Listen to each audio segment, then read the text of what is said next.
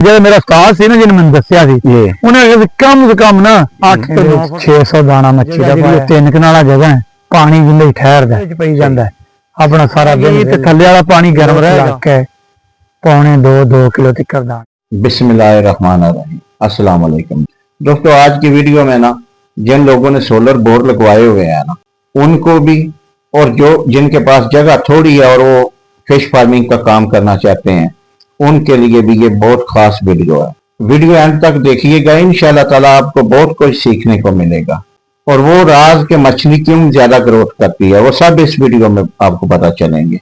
बहुत मालूमाती वीडियो है, चलो बात करते हैं इनसे। अस्सलाम वालेकुम जी। वालेकुम अस्सलाम। सुनाओ की हाल है? ठीक जनाब, तुसी सुनाओ? ठीक ठाक।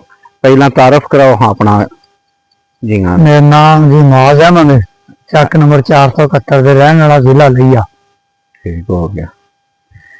अच्छा, अपना जेड़ा डैम बनाया है ना ਇਹਦੀ ਪਮੈਸ਼ ਦੱਸੋ। ਪਮੈਸ਼ ਦੇ ਵਿੱਚ ਜਗ੍ਹਾ ਜਿਹੜੀ ਉਹ 3 ਕਨਾਲਾ ਜਗ੍ਹਾ ਹੈ, ਪਾਣੀ ਜਿੰਦੇ ਠਹਿਰਦਾ। ਸਹੀ, 3 ਕਨਾਲਾ। ਹਾਂਜੀ ਠੀਕ ਹੋ। ਅੱਛਾ, ਇਹਦੀ ਗਹਿਰਾਈ ਕਿੰਨੀ ਹੈ?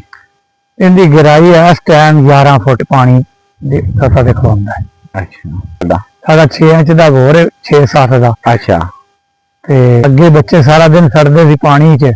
अच्छा ऐ फसलों दे? हाँ, फसलों सारा दिन सोचा भी ये तो फायदा फसलों का ते बच्चों का नुकसान है। अच्छा, ट्रैक्टर ला के डैम बनाया।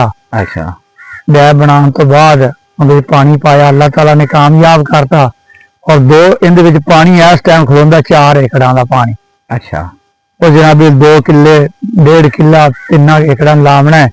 सुबह सुबह लाया, उस तो बाद आपदा दूसरा काम किया। अच्छा, माल डंगर दा पानी बोर दे इंदे विच पई जांदा है, अपना सारा दिन वेले। और जिहड़ा ये पानी मच्छी वाला गोबर वाला ये फसलों लाने तकरीबन समझ लो जिमीदार दी DAP है। सही है। हाँ, अल्लाह दी रहमत नाल बड़े कामयाब होए हैं। यानी खाद तो जान छोड़। हाँ, खाद तो जान छड़ गई। ये नकासिया पैप जिहड़ा जमीन दे बराबर लेवल ते लाया जे या ऊंचा लाया जे? तकरीबन 2 फुट उच्चा रख के लाया है, थले 2 फुट पानी खड़ा रहे। मच्छी वास्ते भी खड़ा रहे। 100 तकदीरा टुट सकता या कोई बंदा डैम खोल दिंदा है। ये रेत दा टिब्बा सी? हाँ बिल्कुल रेत दा टिब्बा सी, किसे कार आमद कोनी सी। अच्छा, ते अल्लाह ताला दे हुक्म नाल असीं इधर वेख के आए सां धोरी अड्डे वाली साइड ते। वो वेख्या आंदिया मैं बच्चों ने आख्या भी ये काम करिए। किन्नी मच्छी विच पाई जे? इहदे विच 600 दाना मच्छी दा पाया। अच्छा, 3 नस्लां दी मच्छी पाई, 400 दाना ग्रास ते 100 दाना थैला और रो। अच्छा, हाँ, ये किन्ने क महीने हो गए ने तकरीबन? इनू 4 महीने हो गए। अच्छा, ते माशाल्लाह अल्हम्दुलिल्लाह मच्छी जड़ी है किलो तो लग के 1.5-2 किलो तक दाना हो गया। अच्छा, यानी वड्डे तो वड्डा दाना 2 किलो? 2 किलो का। अच्छा, किलो तो आम ही ना। अच्छा, ये कोई फाड़ के वेखी भी जे? हाँ, आज तो 2 दिन पहला सी फड़ी थी, मेहमान आए सी। अच्छा, एक जाल मारिया सी, कोई आई तो काफी सारी विचों मन सारे दाने सी जेडे 2-2 किलो 1.5 किलो 1.5 किलो दे रख लै। अच्छा, बाकी फिर पानी छाड़। ये जेडे दाने रखे सन ये केड़ी नस्ल दे रखे हाजे? पिछे रो भी सी, थैला भी सी, ग्रास दी सब तो ज्यादा बड़ी मच्छी सी, वो कोई ज्यादा दाने रखे। सही है। ते ये जेड़ा जदों दाना पाया सी ये किड्डा सी तकरीबन? ये तकरीबन जो पहला सी लिया सी ना 400 दाना जी, वो इंची 1.25 इंची का दाना सी, सानू 7 रुपये मिलिया सी दाना। अच्छा, वो अलहमदुलिल्लाह 1.5-2 किलो का होया फिर 1.5 किलो। अच्छा, बाद जेड़ा 200 दाना लियांदा सी ना अच्छा, वो सी 5 इंची का। अच्छा, वो माशाल्लाह होया फिर किलो। यानी ये बाद च लियांदा? बाद च लियांदा।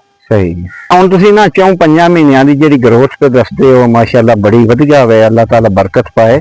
ते की वजह वे बई इहदी की किवें संभाल तुहाडी चंगी? हाँ, संभाल चंगी अल्लाह दी रहमत नाल। इन्हां टाइम ते असीं पट्ठा निरा भी टाइम ते पावना है। अच्छा, टुक्कर बंडा भी टाइम ते पावना है, गोबर वगैरह भी टाइम ते पावना, टाइम कर रहे हैं, टाइम तो बगैर कोई शय नहीं। इस वजह तो ਸਾਰੇ ਮੱਛੀ ਮਾਸ਼ਾਅੱਲਾ ਇੰਨੀ ਗਰੋਥ ਕਰ ਰਹੇ। ਹੁਣ ਵੇਖੋ ਨਾ ਇੱਕ ਕਿੱਲੇ ਦੇ ਵਿੱਚ 800 ਮੱਛੀ ਪਾਉਂਦੇ ਨੇ। ਹਾਂਜੀ ਤੁਸੀਂ 3 ਕਨਾਲਾਂ ਦੇ ਵਿੱਚ 6-700 ਮੱਛੀ, ਪਿਛਲੀ ਵਾਰੀ 700 ਸੀ ਹਾਂ ਤੁਹਾਡੀ, ਹਾਂਜੀ ਪਿਛਲੀ ਵਾਰ 700 ਤੇ ਗਰੋਥ ਵੀ ਚੰਗੀ ਹੈ। ਤੇ ਇਹਦੀ ਤੁਹਾਡੇ ਨਜ਼ਦੀਕ ਕਿਹੜੀ ਵਜ੍ਹਾ ਸਾਹਮਣੇ ਆਉਂਦੀ? ਜਿਹੜਾ ਮੇਰਾ ਉਸਤਾਦ ਸੀ ਨਾ ਜਿਹਨੇ ਮੈਨੂੰ ਦੱਸਿਆ ਸੀ, ਜੀ ਉਹਨੇ ਕਿਹਾ ਵੀ ਕਮ ਤੋਂ ਕਮ ਨਾ 8 ਤੋਂ 9 ਫੁੱਟ ਗਹਿਰਾਈ ਹੋਏਗੀ ਨਾ, ਅੱਛਾ ਸਰਦੀ ਪੈ ਗਈ ਤੇ ਥੱਲੇ ਵਾਲਾ ਪਾਣੀ ਗਰਮ ਰਹੇਗਾ, ਅੱਛਾ ਜੇ ਗਰਮੀ ਪੈ ਗਈ ਤੇ ਥੱਲੇ ਵਾਲਾ ਪਾਣੀ ਠੰਡਾ ਰਹੇਗਾ। ਠੀਕ ਹੈ। ਤਕਰੀਬਨ 3 ਫੁੱਟ ਤੱਕ ਪਾਣੀ ਗਰਮ ਹੁੰਦਾ, ਥੱਲੇ ਠੰਡਾ ਹੁੰਦਾ। ਸਹੀ।